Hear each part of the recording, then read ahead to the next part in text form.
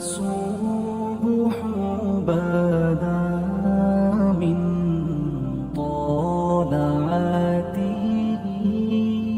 بڑے بڑے مکے کے سرداروں نے پیغام نکاح دیا، حضرت خدیجہ خاموش رہیں، نکاح نہیں کیا۔ لوگوں نے بڑی وجوہات بیان کی، الگ الگ باتیں لکھی۔ شیخ محقق شاہ عبدالحق محدث دہلوی فرماتے نہیں، اصل بات اور تھی۔ عرب کے اندر سال کے بعد عورتوں کا ایک میلہ لگتا تھا خانہ کعبہ کے پاس، صرف عورتیں اکٹھی ہوتی تھی، میلہ لگا ہوا تھا۔ ایک تورات جاننے والا یہودی عالم بھی آیا ہوا تھا، وہ بیبیوں کے مجمع پہ نظر ڈال کے کہنے لگا، بیبیوں مرد کا کام تو کوئی نہیں عورتوں کے مجمع میں بات کرنا، لیکن میں تمہیں ایک پیغام دینے لگا ہوں۔ اللہ کے آخری رسول جو مکے میں پیدا ہونے والے ہیں، ان کے آنے کا وقت قریب آ گیا ہے۔ وہ بیوی بڑی خوش نصیب ہوگی جنہیں ان کی رفاقت ملے گی۔ عورتوں نے جب دیکھا کہ مرد آ گیا عورتوں کے میلے میں تو انہوں نے ڈانٹا جھڑکا، کہا چل اٹھا اپنی کتابیں اور نکل جا۔ حضرت خدیجہ کہتی ہیں باقیوں نے ڈانٹا پر میں نے بات پلے سے باندھ لی، میں نے پلے سے باندھ لی اور میں انتظار کرنے لگی کہ اللہ کرے وہ نصیب میرے ہی ہو، اللہ کرے مقدر میرا ہی کھلے۔ آپ فرماتی میں تسبیح پڑھتی، درود پڑھتی، میں اس زمانے میں جو اللہ کا ذکر جس طرح ہوتا تھا وہ میں شروع کرتی، اور جب فارغ ہوتی تو میں التجا کرتی کہ اللہ میرے نصیبے کھول دے۔ کہتی ہیں آہستہ آہستہ آہستہ آہستہ میں حضور کی تعریف سننے لگی، آہستہ آہستہ تعریف سننے لگی۔ نبی پاک صادق ہیں، امین ہیں، سچے ہیں، دیانتدار ہیں، اس برے اور میلے معاشرے میں بھی وہ سب سے اعلیٰ بھی ہیں اور سب سے اجلے بھی ہیں، وہ سب سے پاکیزہ ہیں۔ میں سننے لگی تعارف، آہستہ آہستہ میں ان کی گرویدہ ہونے لگی۔ ادھر نبی پاک صلی اللہ علیہ وسلم اپنے چچا جناب ابو طالب کے پاس رہتے تھے، قحط آ گیا، حالات بگڑ گئے۔ حضور سید عالم صلی اللہ تعالی علیہ وسلم سے چچا کہنے لگے، بیٹے اگر مال تجارت لے کے شام جاؤ تو بڑا نفع کماؤ گے، ہمیں ضرورت بھی ہے، اور اگر ہو سکے تو ختیجہ کا مال لے کے جاؤ۔ اور نبی پاک نے کہا چچا میں نہیں کہوں گا کسی سے جا کے، میں نہیں کہتا کسی سے جا کے، جو میرے نصیب میں ہوگا میرا رب خود عطا فرمائے گا، میں نہیں کہوں گا۔ مصطفیٰ نے تو نہیں کہا۔ حضرت خدیجہ رضی اللہ تعالیٰ عنہ کہتی ہے میں نے خود اپنی خادمہ کو بھیجا، میں نے کہا جا کے پوچھو تو صحیح کہ میرا مال قبول ہوتا بھی ہے کہ نہیں، پوچھو۔ نبی پاک صلی اللہ علیہ وسلم سے پوچھا، حضرت خدیجہ کی خواہش ہے کہ آپ مال لے کے جائیں، حضور نے قبول کر لیا۔ جناب خدیجہ الکبریٰ رضی اللہ تعالیٰ عنہ کے غلام تھے، میسرہ ان کا نام تھا۔ جناب خدیجہ نے ان کو ساتھ بھیجا، فرمایا تین باتیں ارشاد فرمائی۔ ایک تو فرمایا سارا رستہ غور سے دیکھنا میرے نبی کے ساتھ کیا معاملات درپیش ہوتے ہیں، ابھی اعلان نبوت نہیں کیا، فرمایا ذرا غور کرنا، میرے مصطفیٰ کا مطالعہ کرنا اور مجھے واپس آ کے سبق سنانا، وہ جو تم نے چہرہ بددعا کی تلاوت کی ہو ذرا مجھے واپس آ کے سنانا۔ جنہاں نے دل بر جانی ڈٹھا ہو اکھیاں ہی تک لیاں، تو ملے ہوں تے ساجن ملیا ہوں ناساں لگ پئیاں، ذرا جا کے نا تلاوت کرنا اور مجھے دکھ۔ اور دوسرا فرمایا تم میرے غلام ہو تو مصطفیٰ کے بھی غلام بن کے رہنا، میں سنتی ہوں کہ کردار کے، افکار کے، نظریات کی، عظمت کے بلند و بالا، وہ جیسے کہیں ویسے کرنا۔ اور تیسری حضرت خدیجہ نے نصیحت فرمائی، فرمایا محمد ابن عبداللہ صلی اللہ علیہ وسلم کی رائے سے اختلاف نہ کرنا، یہ چلتے ہوئے معاہدہ کیا، جو وہ کہہ دے سو کر جانا۔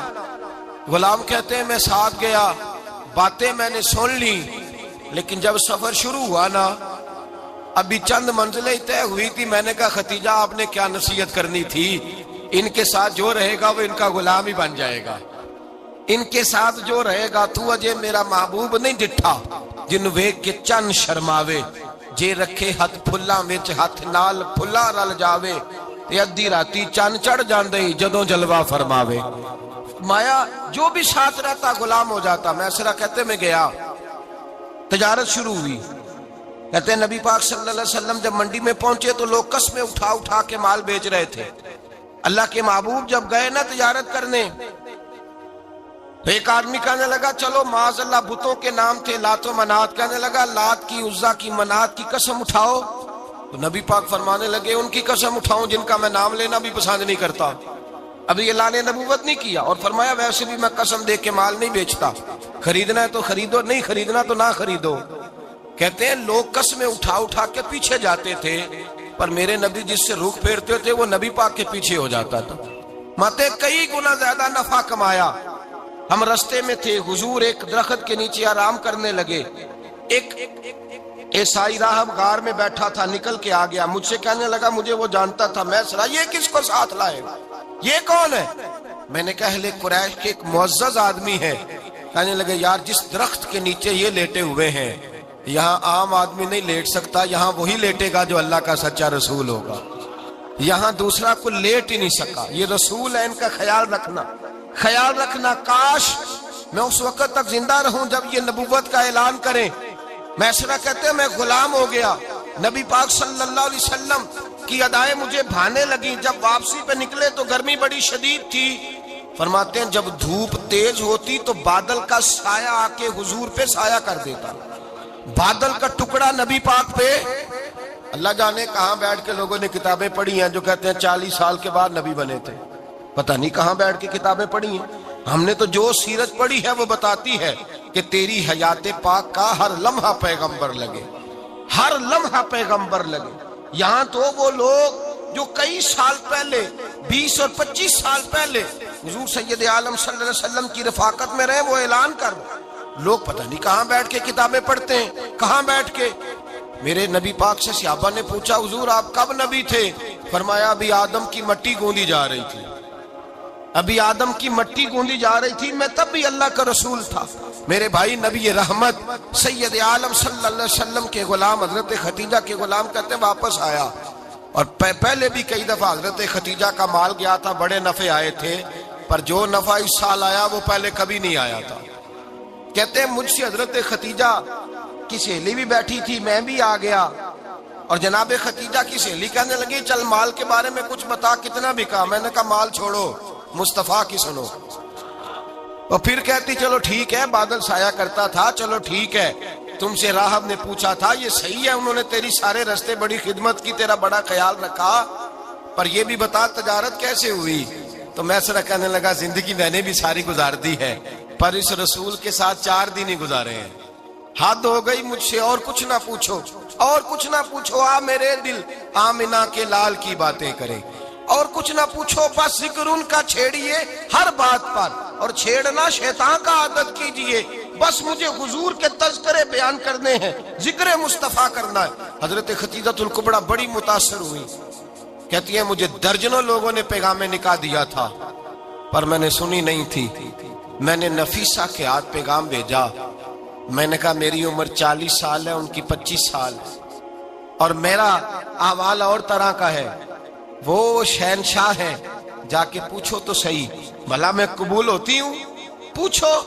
नफीसा कहती है मैं आई तो वो खातून जिनके लिए लोग बड़े बड़े कुरैश पैगाम देते थे, पैगाम लेके आई। तो रसूल पाक ने अजीब रंग बयान किया अपनी सीरत का। जब मैं पहुंची मैंने कहा खतीजा निकाह करना चाहती है। नफीसा कहती है मेरा ख्याल था कि कोई और होता तो कुर्सी से उठ खड़ा होगा, फौरन कहेगा अच्छा जल्दी करो, बात करो। जब मैंने आके कहा ना हुजूर खतीजा निकाह करना चाहती है, तो नबी पाक ने मेरी तरफ देखा, फरमाया वो कहती है कि तुम कहती हो? कहा वो कहती हैं। तो हुजूर ने फरमाया ठहर जाओ, मैं अपने चचा से पूछ के बताऊंगा, मैं मशवरा करूंगा, मैं पूछ के बताऊंगा। आज बच्चों को कुछ सबक बड़े याद हैं। कहते हैं पसंद की शादी करना हजरत साहब नाजायज है, पसंद की शादी करना कोई नाजायज है? और मैंने कहा भाई सिर्फ एक ही जायज चीज रह गई, और कोई शय जायज नहीं, ये एक ही जायज चीज है जिसका फतवा सारे नौजवान पूछते फिरते हैं, सारे रांझे बने फिरते हैं, मजनू बने फिरते हैं, सारे मईवाल हो गए। अल्लाह पाक को हिदायत की तौफीक अता फरमाए, सारे इस बुरी लत का शिकार हो गए। ओ भाई नबी पाक सिवाय खुदा के किसी के पाबंद नहीं, लेकिन मेरे मुस्तफा ने अपनी उम्मत को ये दर्स दिया है कि जो बड़ों के शफकत के साए में चलता है अल्लाह उसकी मदद फरमाया करता है। तुझे क्या पता तेरा अच्छा भला किस बात में? कहा निकाह करना चाहती हूँ, फरमाया चचा से पूछ के बताऊंगा। खतीजा रदी अल्लाह ताला अन्हा कहती हैं उन्होंने पूछा, जनाब अबू तालिब कहने लगे ये तो खुशकिस्मती है कि हमें ऐसी बहू मिल जाए जिसके किरदार में, अफकार में, नजरियात में इतनी नफासत। मुस्तफ़ा करीम के साथ निकाह हुआ, कुर्बान जाए। हजरत खतीजतुल कुबरा की शादी हुई तो भाई बड़ा मुश्किल होता है, बड़ा मुश्किल होता है अपने आप को ढालना। लेकिन जनाब खतीजा की जिंदगी उठा के देखो, میں یہ نہیں کہہ سکتا وہ کروڑپتی تھی، ارب خرب کی میں بات ہی نہیں کر سکتا، اور 20 نوکرانیاں تھیں ان کے پاس، درجنوں ان کے پاس غلام تھے، لیکن جب رسول اللہ کے دروازہ نور پہ آئی ہیں، انہوں نے میرے نبی کے گھر میں جھاڑو بھی دیا ہے، انہوں نے حضور کے کپڑے بھی دھوئے ہیں، انہوں نے رسول اللہ کے لیے اپنے ہاتھوں سے کھانا بنایا، انہوں نے دیکھا کہ نبی پاک صلی اللہ علیہ وسلم کو دولتوں سے، تجارتوں سے، سرمایہ سے پیار نہیں، جتنی دولت تھی شام کو لا کے قدموں میں رکھ دی، کہا محبوبہ جب میں تیری ہوں تو میری ہر شے ہی آپ کی ہے۔ چند دنوں میں حضور نے ساری چیزیں دے دی اللہ کے رستے میں، ہر چیز نبی پاک نے دے دی۔ حضرت خدیجہ الکبریٰ کا حال یہ تھا کہ ایک جوڑا رہ گیا، کئی جگہ سے پیوند لگے ہوئے، میں گڈی ہاتھ ڈور سجن دے، او جنج رکھے اونج رہنا ہے، واجب نہیں جے وچ شریعت مندہ قسم نو کہنا، بس ٹھیک ہے جس حال میں محبوب راضی ہیں، کہا ہر چیز قدموں میں رکھ دی، اور حضور کے ہر رشتے کا خیال کیا، نبی پاک کی ہر خواہش کا۔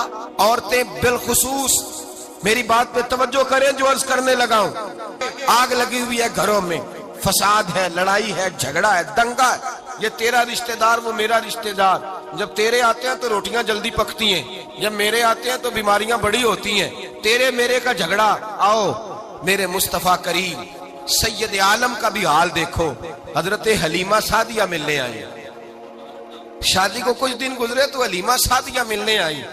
حضرت حلیمہ سعدیہ سگی اماں نہیں، رضائی اماں ہے، یہاں تو سگی اماں برداشت نہیں ہوتی، سگی اماں، اور وہ بہو سوچتی نہیں بات کرتے ہوئے، سوچتی نہیں، وہ سوچتی نہیں کہ کس کے بارے میں بات کر رہی ہے، اسے پتہ ہی نہیں کہ تجھے تو پلا پلایا یہ ملا ہے نا، کبھی اس کی اماں سے پوچھ اس نے کتنی تکلیفیں برداشت کی ہیں، اس سے پوچھ کس دقت میں، کس آزمائش میں اس بچے کو پروان چڑھایا ہے، تو آج مالک بنی ہے تو تو رنگ ہی بدل گئی ہے، اور بچہ بھی بیوی کے ساتھ مل کر کے اماں کی غیبت کرتا ہے، سوچتا ہی نہیں کہ بات کس کی ہو رہی ہے، اسے خیال ہی نہیں آتا۔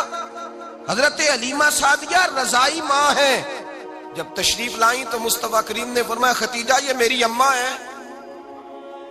جناب حلیمہ سعدیہ کہتی ہیں میں گھر میں رہی، میری خدمت کی، مجھے کھانا پکا کے دیا، بستر بچھا کے دیا، کپڑے لے کے دیے، اور جب میں جانے لگی تو کہنے لگی آپ میرے مصطفیٰ کی اماں ہیں، پہلی دفعہ آئی ہیں، تھوڑا سا تحفہ نہ دے دوں؟ میں نے کہا جیسے مرضی۔ حضرت حلیمہ کہنے لگی تو جناب حلیمہ سعدیہ کو 40 بکریاں اور 1 اونٹ تحفے میں عطا فرمایا۔ اور یہ جو بی بی آ کے مالی بنی ہے نا آج، جس درخت کی چھاؤں میں تو بیٹھی ہوئی ہے نا، اگر تو سمجھے تو اصل احسان اس ماں کا ہے جس نے یہ پروان چڑھا کے تجھے دیا ہے، اصل نیکی اس اماں کی ہے جس نے تیرے سر پہ یہ سرتاج رکھا ہے، اور تو اس ماں کو ہی بھول گئی ہے۔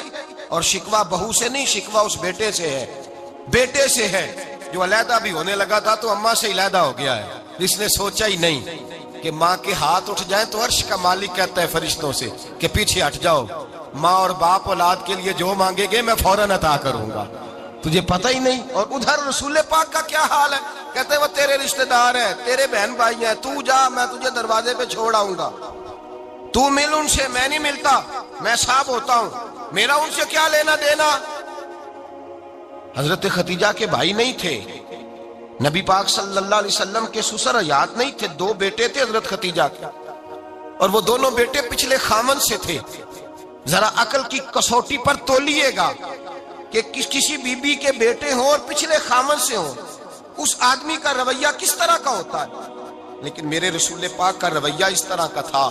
میں آپ کو سیرت کی کتابوں سے امام حلبی نے، کستلانی نے، صاحب فتح الباری نے لکھا ہے، رسول کائنات سید عالم صلی اللہ علیہ وسلم سوئے ہوتے تھے، اور جاگو اور سنو، اللہ کرے حضرت خدیجہ کا میرے نبی سے رشتہ اور میرے نبی کا حضرت خدیجہ کا رشتہ ہماری سمجھ میں آ گیا تو سمجھ لو ہمارے گھر جنت بن جائیں گے، روشنی پھیل جائے گی، سمجھو اور سیکھو۔ حضرت عائشہ صدیقہ فرماتی ہیں نبی پاک سو جاتے تھے نا دوپہر کو تو کہتی تھی مولا علی سے لے کر ابو بکر صدیق تک کسی کی طاقت نہیں ہوتی تھی حضور کو آ کے بیدار کرے، سوء ادب سمجھا جاتا تھا۔ اور میں ایک جملہ آگے بڑھا کے کہوں گا، میں کہوں گا اماں جی آپ تو مولا علی سے لے کر ابو بکر صدیق تک فرماتی ہے نا، ہمارا تو عقیدہ یہ ہے کہ مصطفیٰ سو جائے تو جبریل بھی نہیں جگا سکتے، وہ بھی نہیں آ سکتے, وہ بھی ہاتھ باندھے کھڑے ہیں کہ مولا کیسے جگاؤں. حضرت جبریل بھی نہیں جگا سکتے. لیکن حضرت عائشہ صدیقہ فرماتی ہیں میں تھی مدینے میں, حضرت خدیجہ کے وصال, میں مدینے میں حضور کے گھر میں تھی, نبی پاک میرے گھر میں موجود تھے اور سید عالم سوئے ہوئے تھے. حضرت خدیجہ کے پچھلے خامند کے بیٹے جناب حالہ آ گئے اور وہ مسجد میں آ کے بولے, مسجد میں توجہ کرنا, مسجد میں بولے, انہوں نے مسجد میں آ کے پوچھا کہ نبی پاک کہاں ہے, مسجد میں. تو جناب عائشہ صدیقہ فرماتی ہیں حضور سوتے ہوئے بیدار ہو گئے. حضور طامت سمیٹی, فوراً سر کے اوپر کپڑا رکھا.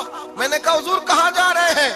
فرماتی ہے میں نے ایک دفعہ پوچھا تو حضور نے 3 دفعہ فرمایا میرا حالہ آ گیا ہے, میرا حالہ آ گیا ہے, میرا حالہ آ گیا ہے, خدیجہ کا بیٹا آ گیا ہے. میرے رسول پاک صلی اللہ علیہ وسلم نے بی بی کے رشتوں کا جو تقدس بیان کیا اس کو سمجھیے. فرمایا حالہ آیا ہے, بیدار ہو کے خود تشریف لے گئے. یہ تو حالہ تھے نا, بڑے بیٹے حضرت خدیجہ کے سب سے, ان کا نام ہند تھا. اور حضرت ہند سے کوئی بندہ تعارف پوچھتا نا, نبی پاک کا جو حلیہ ملتا ہے نا کتابوں میں, سیرت کی کتابوں میں, حضور کا مکھڑا کیسا تھا, مکھ چند بدر شاشانی ہے, متھے چمک دی لاٹ نورانی ہے, کالی زلف تیاک مستانی ہے, مخمور اکھی ہیں مد بریاں. یہ جو حضور کا حلیہ ملتا ہے نا یہ حضرت ہند کا بیان کیا ہوا ہے. وہ بیان کیا کرتے تھے کہ نبی پاک کی آنکھیں کیسی تھی, حضور کے جلوے کیسے, وہ بیان حضرت خدیجہ کے بیٹے ہیں. کوئی ان سے پوچھتا کہ بڑے راضی رہتے ہو, ہند بڑے راضی رہتے ہو, تو حضرت ہند کیسے راضی کیسے نہ رہوں, راضی کیسے نہ رہوں. میرے بھائی کا نام علی المرتضیٰ ہے, بہن کا نام فاطمہ الزہرا ہے, ماں کا نام خدیجہ الکبریٰ ہے اور باپ کا نام محمد مصطفیٰ ہے, میں راضی کیسے نہ رہوں. حضرت خدیجہ الکبریٰ کے رشتوں کے ساتھ رسول اللہ کا پیار, ان کے رشتے. کنز المال میں حضرت عائشہ صدیقہ کی حدیث ہے, جناب عائشہ فرماتی ہیں دوپہر کو حضور آرام کرتے تو کوئی آیا نہیں کرتا تھا. ایک دن ایک بوڑھی آ گئی دروازے پہ, اس نے چھڑی پکڑی ہوئی ہے. کہتے ہیں وہ اندر آئی تو نبی پاک بڑی تیزی کے ساتھ اٹھے, حضور سید عالم نے قریب بٹھایا, دیر تک حضور باتیں کرتے رہے, دیر تک گفتگو ہوتی رہی. فرماتے ہیں حضور نے اسے کوئی اضافی وقت دیا, عام صحابہ اس وقت آتے نہیں تھے, حضور کے آرام کا وقت تھا, اضافی وقت دیا نبی پاک نے. اور فرماتے ہیں جب وہ جانے لگی تو نبی پاک نے تحفے بھی عطا فرمائے. اور پھر ایک غلام سے, حضرت بلال سے یا کسی غلام سے فرمایا کہ ساتھ جاؤ اور گھر چھوڑ کر کے آؤ. نبی پاک صلی اللہ علیہ وسلم نے اعزاز دیا. حضرت عائشہ صدیقہ فرماتی ہیں دیر تک ملاقات بھی, تحفے بھی, انفرادی ملاقات. بعد میں نبی پاک صلی اللہ علیہ وسلم لیٹ گئے. میرے دل کے اندر خیال آیا کہ حضور جائیں گے اور جب رات کو واپس آئیں گے تو پھر میں پوچھوں گی کہ حضور یہ بی بی کون ہے, حضور اب آرام کر رہے ہیں. فرماتی ہیں میرا خیال تھا کہ یہ سوال شام تک میرے ذہن میں رہے گا کہ یہ کون ہے, آپ نے بڑا اعزاز دیا, دروازے تک چھوڑنے گئے. حضرت عائشہ صدیقہ فرماتی ہیں میں سوچ رہی تھی آرام کر رہے ہیں, اور میں نے جیسے ہی نگاہ ڈالی تو حضور تو گہری سوچ میں گم ہے, نبی پاک سوچوں میں گم ہے اور بے آنکھیں کھلی ہوئی. فرماتی ہے میں قریب جا کے بیٹھی, قدموں پہ ہاتھ رکھا, میں نے کہا محبوبہ یہ بی بی کون تھی, اتنی دیر آپ نے ملاقات کی اور وہ چلی گئی ہے تو ابھی خیالات ہیں, تصورات ہیں. فرماتی ہے میں نے پوچھا تو مصطفیٰ کی آنکھوں میں آنسو آ گئے, نبی پاک رو دیے, اٹھ کے بیٹھ گئے. میں نے کہا حضور کیا ہوا, میں نے تو آپ کو پریشان کر دیا, میں معذرت چاہتی ہوں. حضور نے فرمایا عائشہ ایسی کوئی بات نہیں, اس بی بی کے بارے میں پوچھتی ہو جسے میں نے زیادہ عزت دی ہے, زیادہ پیار کیا ہے, ذرا زیادہ اس کے ساتھ میں نے توجہ کی ہے. ہاں یا رسول اللہ میں نے انفرادی رنگ دیکھا ہے, روٹین سے بڑھ کر آپ نے محبت فرمائی. تو میرے مصطفیٰ نے فرمایا یہ جو عورت آئی تھی نا, جو میرے پاس بیٹھی رہی ہے, یہ میری زوجہ جناب خدیجہ کی سہیلی ہے, یہ حضرت خدیجہ کی سہیلی ہے, جناب خدیجہ کی سہیلی. فرمایا یہ مکے میں خدیجہ سے ملنے آیا کرتی تھی, خدیجہ اسے وقت دیتی تھی, پاس بٹھاتی تھی, کھانا کھلاتی تھی, دکھ سکھ سنتی, اور تھوڑی غریب ہے, جب یہ جاتی تھی تو خدیجہ تحفے بھی دیتی تھی.